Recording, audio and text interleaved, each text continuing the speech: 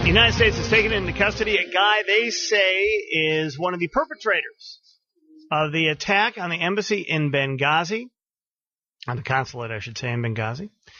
And he's in custody. He's on a naval vessel, United States, ours, naval vessel, on the way back to either the U.S. or Guantanamo. Still a little unclear about that. Aaron Katersky from ABC News is standing by. Let's talk about this. This is a guy that some sources are now saying his whereabouts have been well known for the last year and a half.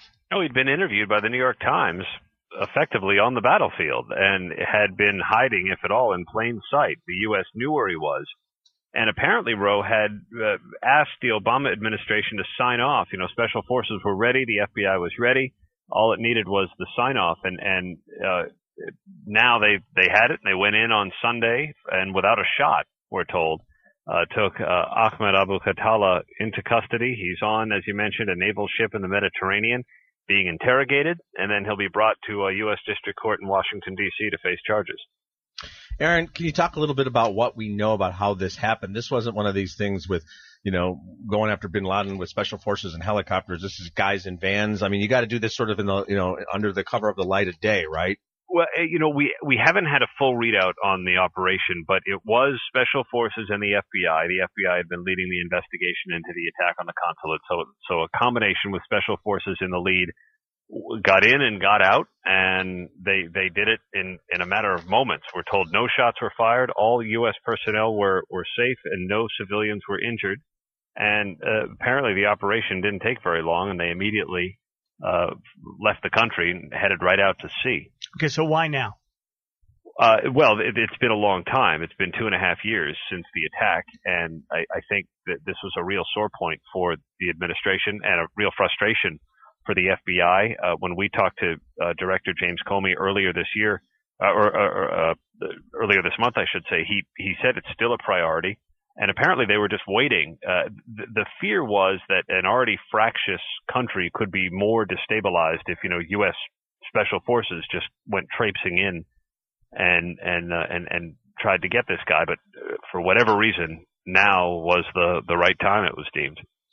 Well, I guess that's the question. Obviously, that there's congressional interest in this. It's a story that has gained a certain amount of momentum over the certainly last year. I mean, it was something that has been whispered about in those months after the attack, but now in the year following the attack, the year and a half following the attack, it seems that part alone is the kind of the politics of this has gone aside, and now people are really looking at this going, well, even if you don't like the way that the administration tried to frame this, what happened was bad. What happened was a screw up of gigantic proportion when we lost a consul, lost an ambassador. I mean, and 3 other Americans. I mean, it was bad. So now why?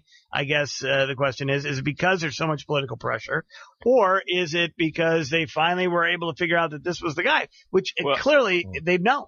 And I think there may also be just a real practical reason, and that is to build a case and gather evidence. And federal prosecutors are going to want to have evidence to present to a jury, once this guy goes on trial, assuming that's where it's headed. And maybe they I don't know how many witness statements are coming forward to help corroborate this. So it may have taken some time to build a case that would hold up in court.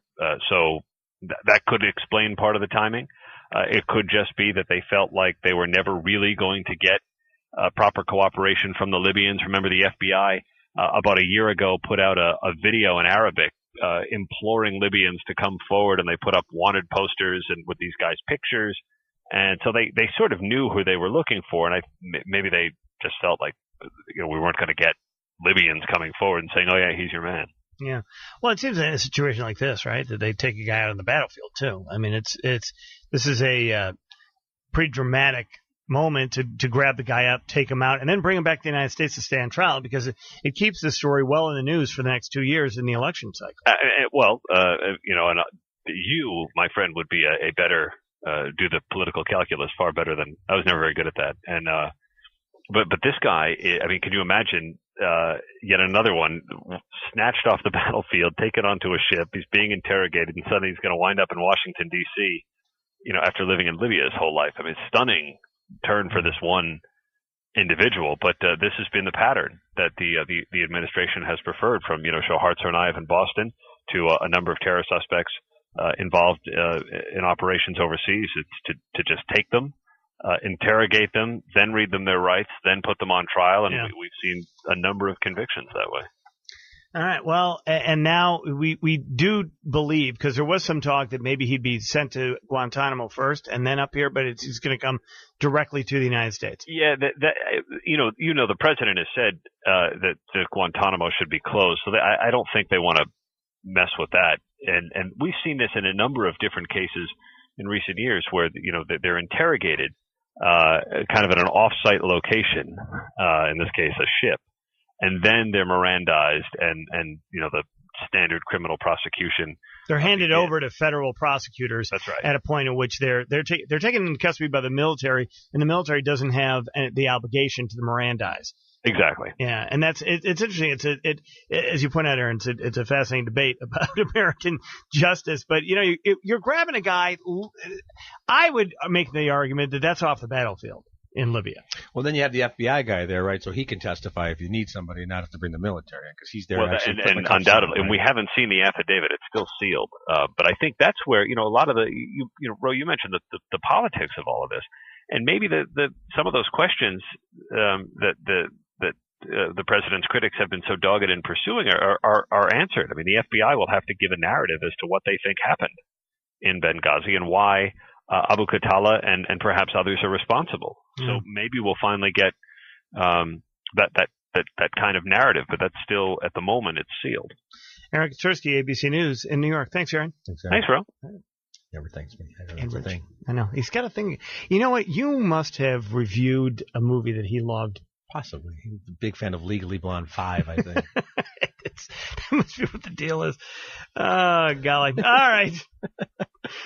But our producers like to remember, we told it was both of you guys. I know. Well, I've worked with them for years. I think that's why. Let's just go with that. We have one thanking them. One person at a time. All right. Coming up on the program, let's see. Ron Majors is going to be here. He'll thank me. Yeah, maybe, or maybe not. And the fastest growing game show in radio history, News or Loser. Now, before we get to that, coming up right after this, Hillary Clinton, she's got the new book out. Did you see the story where she went to a Target and Sonia Sotomayor just happened to be walking around a Target? I'm sorry, Costco. Oh, wow. Even better. What are you doing than a Target, yeah. With her book in her hand. Oh, I thought I'd just buy this. Oh, come on. Yeah. Well, wait till you hear what the numbers are for book sales. If you haven't heard it already today. Uh-oh. Very interesting. Stay right here.